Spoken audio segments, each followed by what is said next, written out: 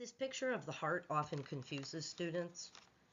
I mean, on a bad day, it confuses me. So moving superficial to deep, from outside, which is right here, superficial, to deep, which is the open cavity of the heart. The first membrane that surrounds the heart is this fibrous pericardium. And basically that secures the heart in place in the mediastinum. Then there's another membrane that surrounds the heart, which is a serous membrane. And it has a parietal pericardium, and it also has a visceral pericardium that hugs the heart like a stocking. So here is parietal, here is visceral, and the visceral pericardium can also be called the epicardium. In between these two is the pericardial cavity, which is, of course, full of fluid. As with all serous membranes, this fluid-filled cavity space is meant to reduce the friction that's created as the heart expands and contracts. If this cavity, or if these membranes become inflamed, this space will limit the heart's ability to expand. You can also accumulate fluid in this space, which is a condition called cardiac tamponade. If I were to take a transverse section of the heart through the ventricles, like an inferior transverse cut, we would see this picture down here. All of that pink is myocardium, and that's the contractile layer of the heart that contains those cardiomyocytes.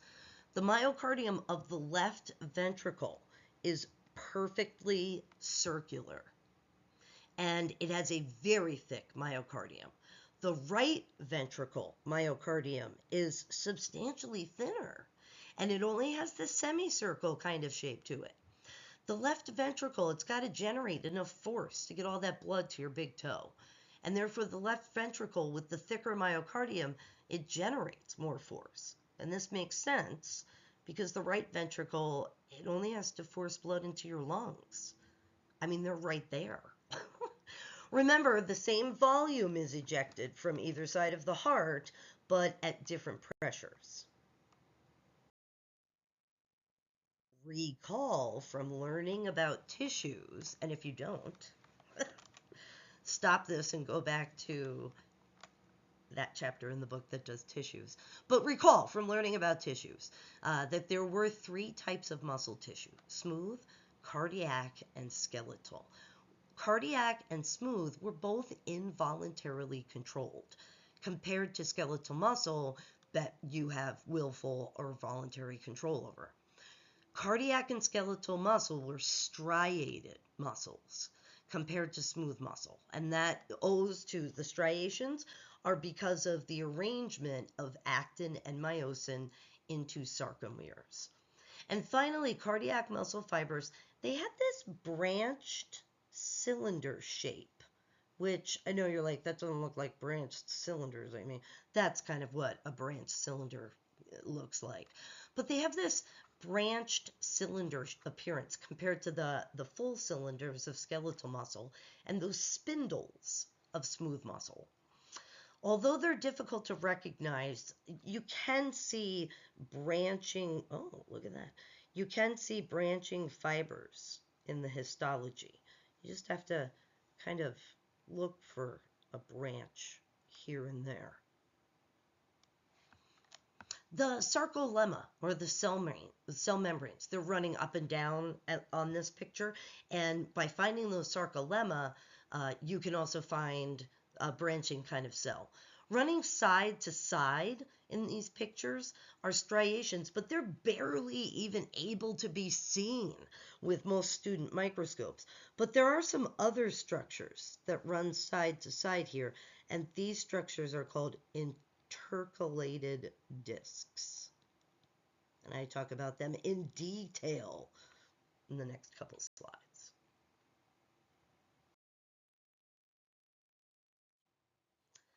Functional synctium, it's a concept, and it describes how cardiomyocytes contract in a coordinated fashion. They don't all contract together. If they did, blood would flow nowhere. They contract in a way that allows the atria to squeeze blood into the ventricles, and then the ventricles squeeze blood into the arteries. And these two main events, they can't happen together. They have to happen one after the other, after the one, after the other, after the one, after the other, and you get what I'm saying. So let's say that you and I, we're cardiomyocytes, and we touch each other, we come up against each other, and I'm in the atria, you're in the ventricle. And I can't contract until you're finished with your action potential. You can't contract until I'm finished with my action potential.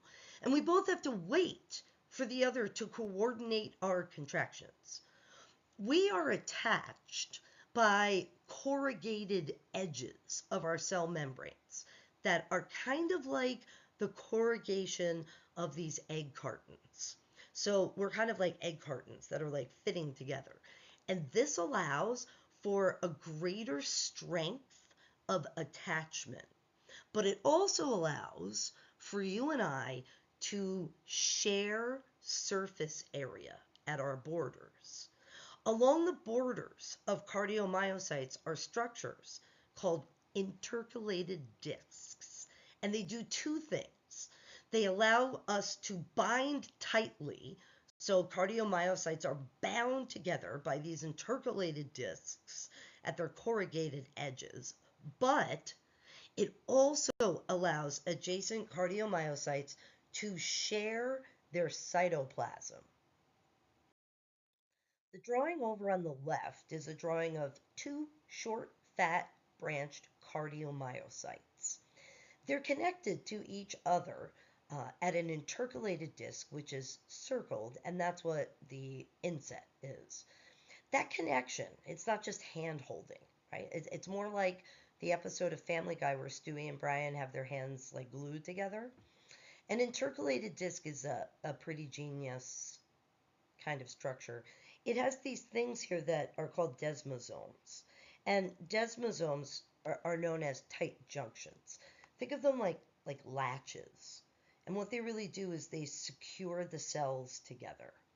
Desmosomes have these fibers coming off of these latches that extend, and they actually connect to the cytoskeleton of each of the cells. The green structure here is what is called a gap junction. It's kind of like a bridge or a tunnel between two cells. It allows the sharing of cytoplasm of these two cells. So if one of these cells depolarizes, getting a whole bunch of sodium into it, it can share that sodium with the next cell that will then start to depolarize as well. And this is how we coordinate the contractions of cardiomyocytes. These intercalated discs, they contribute to that idea or concept of functional syncytium.